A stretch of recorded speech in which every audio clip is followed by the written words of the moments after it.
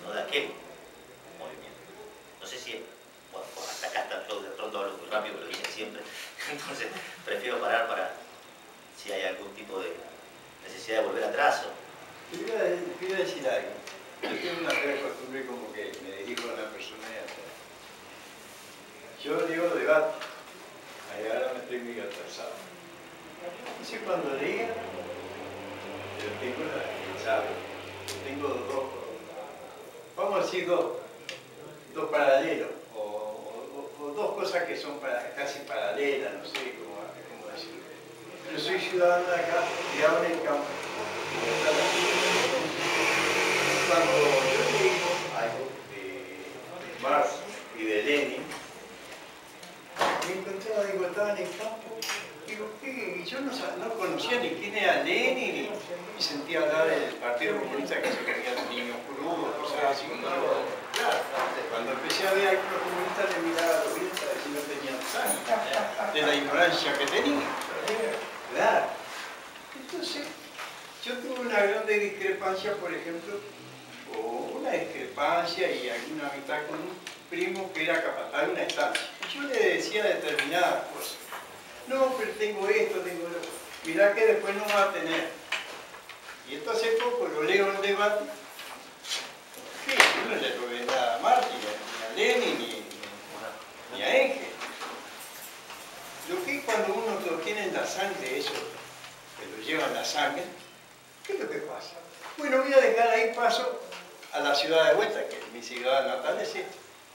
Al poco tiempo de estar, entro en una fábrica textil. En el año 60 hay un conflicto grande en la industria textil. Y bueno, y otras cosas más. Para hacerlo corto, porque yo me la época. Entonces, yo sentía hablar ocasiones de la pluralidad. Y solo hablando conmigo mismo, descubro lo que es la pluralidad. Y el plus, porque está el plus, ¿verdad? Es una pequeña cosa. Entonces yo veía que entre mis compañeros se peleaban porque daban a destajo. Y viene el capataz un día y dice, usted tiene que trabajar a destajo. Y yo siempre rebelde de que yo entré como jornalero. Y si yo usted me mete a destajo, el primer problema que yo tengo lo va a tener usted. Así lo señalé. Se quedó mansito como gallina que estaba cruel. Y aquello era el primer turno y el segundo turno con el tercero que era yo, pim, pum, pam. Y le ofrecen a unos compañeros míos, yo escuchando, yo no, sí, para que te voy a contar cómo es esto que estás hablando, que por eso yo te hacía que sí. Entonces, ya le daban dos máquinas, aunque no la conozcan ustedes, las que se forman las continuas. Entonces le ofrecen un plus, le dan 3. Entonces, ¿qué pasa?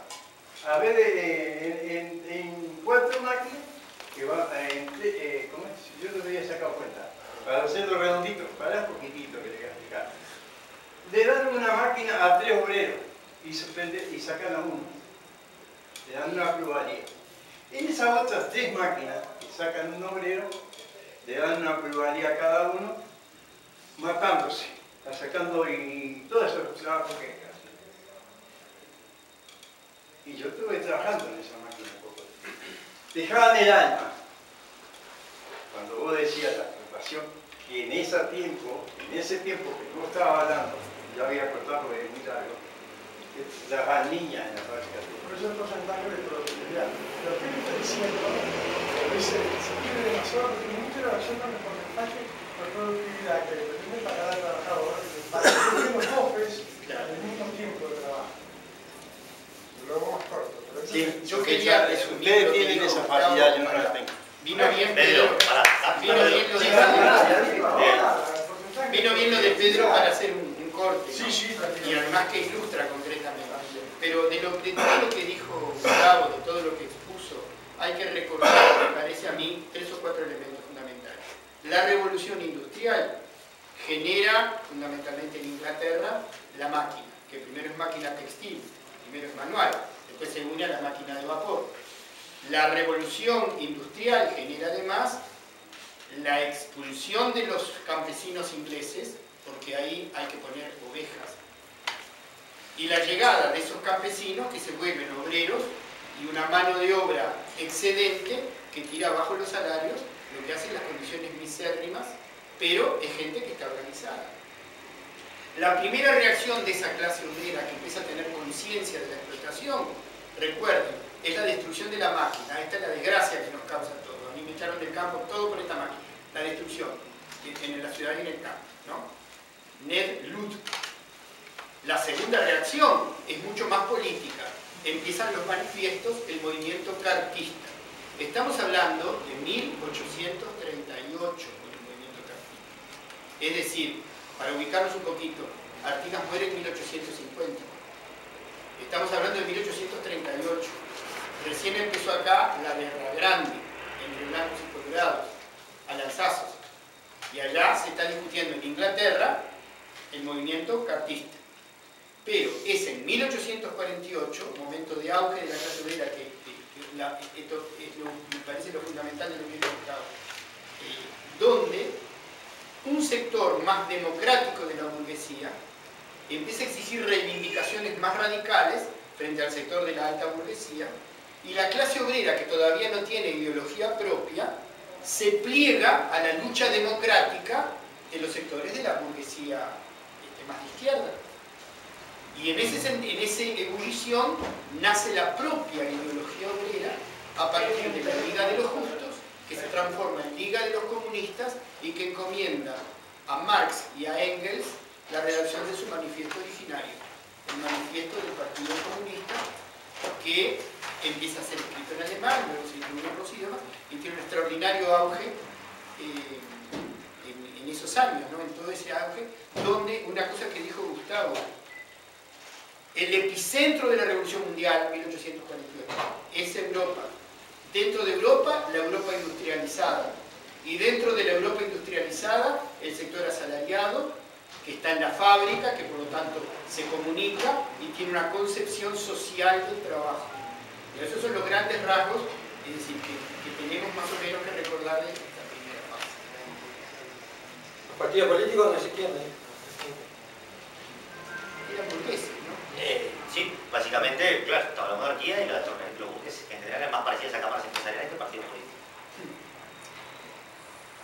Las únicas dos biografías personales que creo que importan en este momento, Marx y Engels. Sí.